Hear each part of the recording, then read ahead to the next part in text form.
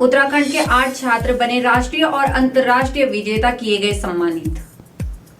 CAU के उपाध्यक्ष निलंबित, अनुशासनहीनता का लगा आरोप। मंत्री ने किया पुस्तकालय और व्यायामशाला का उद्घाटन, मेधावी छात्रों को वितरित की छात्रवृत्ति। सीएम ने नहीं चलने दी अधिकारियों की, बदल डाला राज्य संपत्ति विभाग का फैसला। देहरादून के 156 स्कूलों में 25 दिसंबर से 31 जनवरी तक रहेगा अवकाश, जारी हुए आदेश। नमस्कार, आप देख रहे हैं उत्तराखंड टाइम और मैं हूं आपके साथ अनुरागनी चौहान। खबरें अब विस्तार से। चैंपियंस वर्ल्ड की ओर से गत अक्टूबर और नवंबर में हुई राष्ट्रीय एवं अंतर्राष्ट्रीय स्तर के अबेकस प्रतियोगिता के विजेता छात्रों को चंडीगढ़ में सम्मानित किया गया। कार्यक्रम में उत्तराखंड के 8 छात्रों को राष्ट्रीय और अंतर्राष्ट्रीय विजेता घोषित किया गया। बताते चले कि अक्टूबर में हुई राष्ट्रीय प्रतियोगिता में 16,392 और नवंबर में अंतर्राष्ट्रीय स्तर की प्रतियोगिता में 31 देशों के 26,379 छात्रों ने हिस्सा लिया था, जिसमें प्रांजल गैरोला को पहले सत्र में पहली रैंक, दिव्यांशु साहू को पहले सत्र में दूसरी रैंक, अंकिता मित्तल को चौथे सत्र में दूसरी रैंक, केएम अंकिता को पहले सत्र में तीसरी रैंक, मान्या झिकवार को तीसरे सत्र में तीसरी रैंक, अग्रिमा रावत को चौथे सत्र में तीसरी रैंक, अमन सैनी को 8वें टर्म में दूसरी रैंक और हर्षित मेहरा को विशेष श्रेणी में तीसरी रैंक मिली।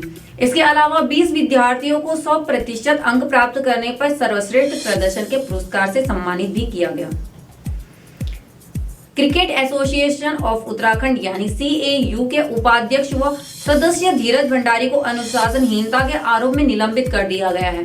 सीएयू के सचिव महिम वर्मा की ओर से जारी निलंबित पत्र में धीरज भंडारी पर अनुशासनहीनता, नियमों का उल्लंघन और सीएयू की छवि खराब करने का आरोप लगाया गया है। सीएयू के सचिव महिम वर्मा का कहना है कि सीएयू की 8 दिसंबर को संपन्न हुई एपेक्स काउंसिलिंग की बैठक में उपाध्यक्ष व सदस्य धीरज भंडारी पर अनुशासनहीनता व नियम का उल्लंघन और सीएयू की छवि खराब करने के आरोप लगे थे। इन आरोपों का संज्ञान लेने के लिए एपेक्स काउंसिलिंग की ओर से सीएयू के संविधान की धारा 41(1)(b) के तहत संयुक्त सचिव सुरेश सिंह सोनियाल को अधिकृत किया गया। इसके साथ ही धीरज भंडारी को कारण बताओ नोटिस जारी किया गया और 7 दिन के भीतर अपना जवाब प्रस्तुत करने को कहा गया। इसके बाद 13 दिसंबर को धीरज भंडारी की ओर से अपना जवाब प्रस्तुत किया गया। इसके बाद एपेक्स काउंसिलिंग ने सीएयू की ओर से बहुमत के आधार पर निर्णय लेते हुए अगली कार्यवाही तक धीरज भंडारी को उपाध्यक्ष व सदस्य के पद से निलंबित कर दिया है। श्री भरत मंदिर इंटर कॉलेज के वार्षिकोत्सव में रंगारंग सांस्कृतिक कार्यक्रमों की प्रस्तुति दी गई, जिसमें विद्यालय के छात्र छात्राओं ने बढ़ चढ़कर प्रतिभाग किया। स्थानीय विधायक और कैबिनेट मंत्री प्रेमचंद अग्रवाल ने कार्यक्रम में शिरकत करते हुए पुस्तकालय और व्यायामशाला का उद्घाटन किया। कैबिनेट मंत्री ने विद्यालय के 104 मेधावी छात्र छात्राओं को छात्रवृत्ति भी वितरित की।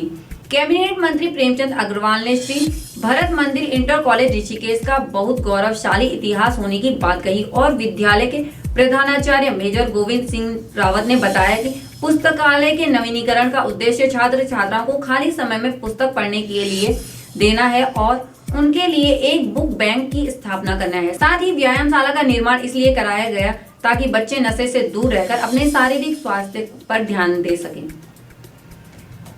सीएम पुष्कर सिंह धामी ने निर्देश दिए कि नई दिल्ली में नवनिर्मित उत्तराखंड निवास आम जन के लिए भी उपलब्ध कराया जाना सुनिश्चित किया जाए। सीएम ने प्रकाशित खबरों का संज्ञान लेते हुए कहा कि उत्तराखंड निवास में कक्ष आरक्षण के लिए जारी शासनादेश को तत्काल संशोधित किया जाए और उत्तराखंड के आम व्यक्ति को भी उपलब्धता के आधार पर वह कक्ष मिल सके, ऐसी व्यवस्था की जाए। मुख्यमंत्री ने दरों का भी पुनर्निर्धारण करने के निर्देश दिए।